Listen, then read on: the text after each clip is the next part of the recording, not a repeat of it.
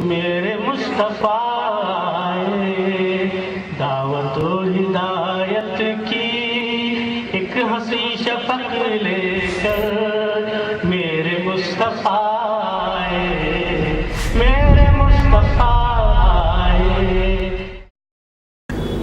بسم اللہ الرحمن الرحیم۔ ناظرین کی خدمت میں عزیز بیلگامی کی جانب سے السلام علیکم ورحمۃ اللہ وبرکاتہ۔ ناظرین، آپ کو یاد ہوگا کہ ہم نے اپنے ایک حالیہ پروگرام میں ایک بار یہ خیال آپ کے ساتھ شیئر کیا تھا کہ انٹرنیٹ نے کس طرح سارے عالم کو جیسے ایک مٹھی میں سمیٹ رکھا ہے، اور عالم انسانی کس طرح ایک خاندان کی شکل اختیار کیے ہوئے ہے، اور کس طرح انسانوں کے درمیان فاصلے سمٹ گئے ہیں۔ یہ اور بات کہ اس عالمگیر خاندان میں امن و شانتی مفقود ہو چلی ہے، اور اس کا سبب بھی شاید انٹرنیٹ ہی ہو۔ انسانوں کے درمیان کی دوریوں کے ختم ہونے کا مطلب یہ نہیں ہونا چاہیے کہ انسان آپس میں لڑے بھڑے اور خون خرابے کے ذریعے ایک دوسرے پر فوقیت حاصل کرنے پر آمادہ ہو جائیں۔ انسانوں کی قربت نفرت بانٹنے کے لیے نہیں، بلکہ اس لیے ہو کہ ان قربتوں کے درمیان سے عالمگیر محبت کے جذبات ابھریں اور سارے انسان امن و شانتی کا علم تھام کر انٹرنیٹ کی نعمت غیر مترقبہ پر اللہ کا شکر ادا کریں۔ فکر و فن، شعر و سخن نہ صرف سرحدوں کے پار اردو کے قلمکاروں کی جستجو میں ہے، بلکہ ان کی خدمات کو خراج تحسین پیش کرنا چاہتا ہے۔ پاکستان، سعودی عرب کے قلمکاروں کے بعد آج ہم نے جاپان کا رخ کیا ہے۔ جاپان کے نامور قلمکار اور 4 کتابوں کے مصنف اور اردو نیٹ جاپان.com کے منتظم جناب ناصر ناکاگاوا صاحب کا تعارف اور اردو زبان کی ان کی خدمات کا خاکہ پیش کر رہے ہیں۔ ناظرین، جاپان کے ساتھ اردو کا لفظ کسی زمانے میں ہمارے لیے ایک عجوبے سے کم نہ تھا۔ ویسے دعوت اسلامی کے پس منظر میں جاپان میں اشاعت دین کی خبروں کو ہم ایک زمانے سے سنتے آ رہے تھے، لیکن خالص دینی پہلو سے یا ترجمہ قرآن کی شکل میں ان کی کاوشوں کے حوالے سے۔ اردو کے ساتھ جاپان کے جوڑ کا خیال ذہن سے گزرتے ہوئے عجیب طرح کی تنگی محسوس کرتا تھا، لیکن بہت جلد ہم کو اپنے ذہن کو بھی درست کرنا پڑا اور اپنے خیال میں بھی تبدیلی لانی پڑی۔ کسے خبر تھی کہ اردو زبان کا نغمہ تازہ جاپان سے اس قدر زور و شور سے سنا جائے گا اور سارے عالم میں اس کی گونج سنائی دے گی۔ کبھی کبھی ہم سوچتے رہ جاتے ہیں کہ یہ انقلاب کیسے اور کیوں کر برپا ہوا، لیکن دفعتاً ہم اپنے آپ کو سنبھالتے اور تسلی دے لیتے کہ جاپان سے کیسے کوئی شے ناممکن ہو سکتی ہے۔ صنعت و حرفت اور جدید ٹیکنالوجی کے میدانوں میں اس نے دنیا پر اپنے احسانات کی جو بارش برسا رکھی ہے، اس سے تو کچھ بھی ممکن ہو سکتا ہے۔ چنانچہ ہم اس انقلاب کے بارے میں کیسے اور کیوں کے بجائے یہ جاننے کی کوشش شروع کر دی کہ اس وقت وہاں کیا صورتحال ہے اور اردو زبان کی غلغلے کا کیا معمہ ہے۔ اس جستجو میں انٹرنیٹ کے طاقتور میڈیا نے ہمارا بہت ساتھ دیا۔ انٹرنیٹ کی دنیا میں ہماری دلچسپی کی عمر ویسے بھی کچھ زیادہ نہیں، لیکن جب سے ہم نے انٹرنیٹ کی دنیا میں آنکھیں کھولی ہیں اور اس کی برکات کو اپنی خدمات اردو کے حق میں استعمال کرنا شروع کیا ہے، اسی وقت سے اردو کی جاپانی خدمات کے تذکرے ہمارے سامنے مسلسل آتے رہے ہیں۔ جاپان کے اردو سائٹس کی بڑھتی ہوئی مقبولیت ہمارے لیے یقیناً حیران کن بنی۔ ہم نے دیکھا کہ جاپان جیسے ملک میں اردو کی دھوم مچی ہوئی ہے، چنانچہ ہم نے اپنی تحریروں کی اشاعت کے لیے ایک سائٹ تلاش کر لی، urdunet.japan.com۔ ہمیں خبر نہیں تھی کہ کون اس کے کرتا دھرتا ہیں اور کون ہے اردو کا وہ مرد مجاہد جس نے اردو زبان کے لیے اس سائٹ پر چومکھی لڑائی چھیڑ رکھی ہے۔ ہمیں فکر تھی تو ہمارے مضامین کی اشاعت کی، بالآخر لیدے کے ایک ہی نام تھا جو سامنے آیا، ناصر ناکاگاوا۔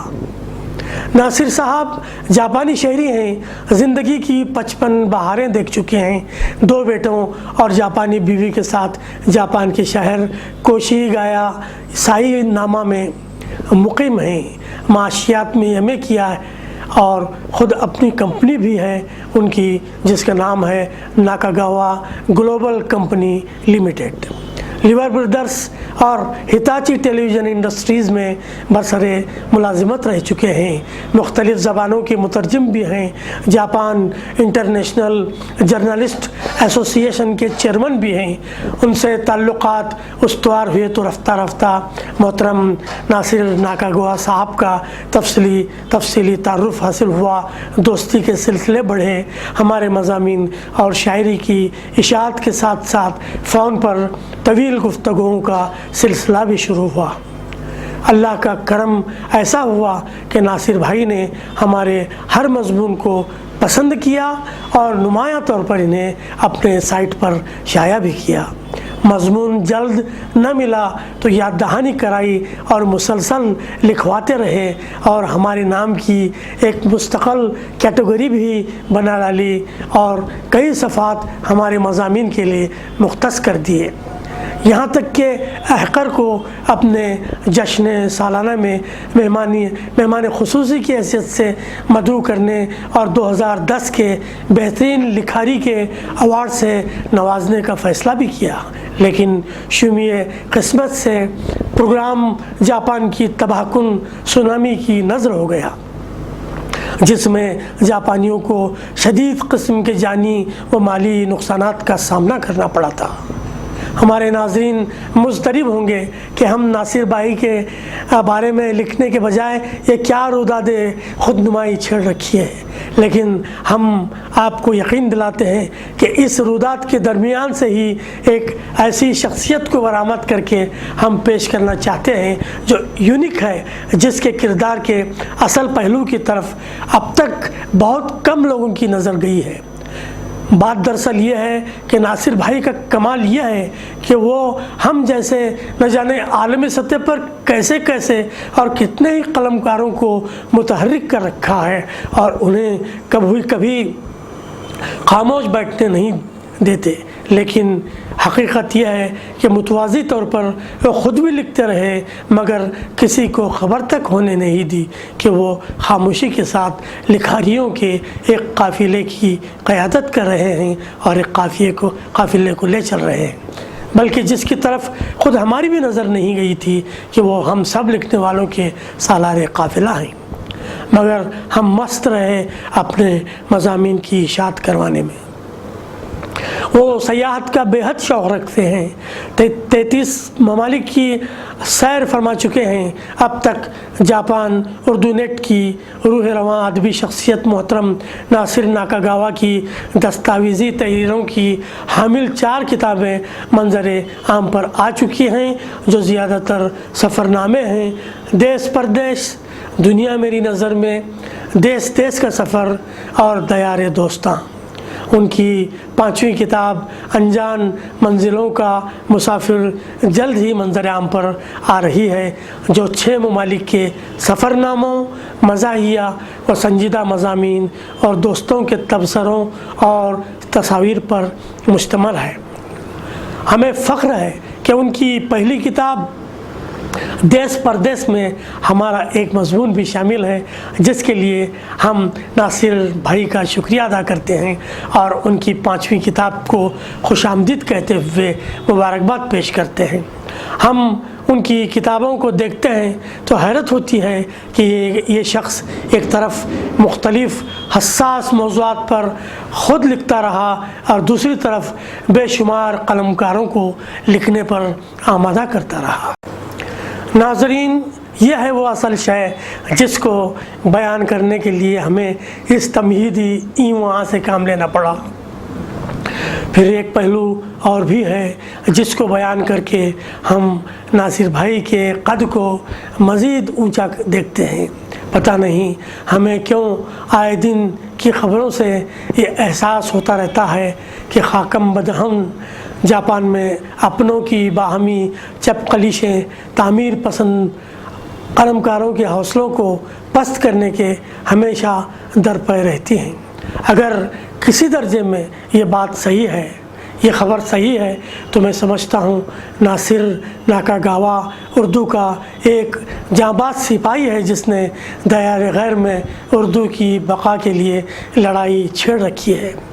اور اس لڑائی میں، اس جنگ میں سرخ رو بھی ہے، اور ان کی لڑائی اس مقصد کے لیے ہے کہ مختلف اردو ادبی طبقات میں یکجہتی اور خیر سگالی کی فضا قائم ہو جائے۔ یہ کردار ان کو جاپان کے موجودہ ماحول میں بہت ہی اہم مقام عطا کرتا ہے۔ میں سلام کرتا ہوں ناصر صاحب کی ان کاوشوں کو، اور دعا کرتا ہوں کہ اللہ تعالیٰ اس مرد قلندر کو بس نواز دے کہ پھر وہ کبھی رکے نہ تھکے، بس لکھتا چلا جائے، لکھاتا چلا جائے، تا وقت یہ کہ جاپان بر صغیر کے بعد اردو کا مرکز ثانی بن کر ابھرے، اور ہم بھی خون لگا کر شہیدوں کی صف میں شامل ہو جائیں۔ ان کی نظر یہ شعر کرتے ہوئے شاعری نہیں بلکہ حقیقت حال بیان کرنا چاہوں گا کہ جو آندھیوں کی زد میں تھا فانوس کے بغیر، جو آندھیوں کی زد میں تھا فانوس کے بغیر، ایسے ہی ایک دیے نے اندھیرا مٹا دیا، ایسے ہی ایک دیے نے اندھیرا مٹا دیا۔ انشاءاللہ جلد ہی ایک اور شخصیت کا فیچر لے کر ہم آپ کی خدمت میں حاضر ہوتے ہیں۔ اب عزیز بلگامی کو اجازت دیں۔ والسلام علیکم ورحمۃ اللہ وبرکاتہ۔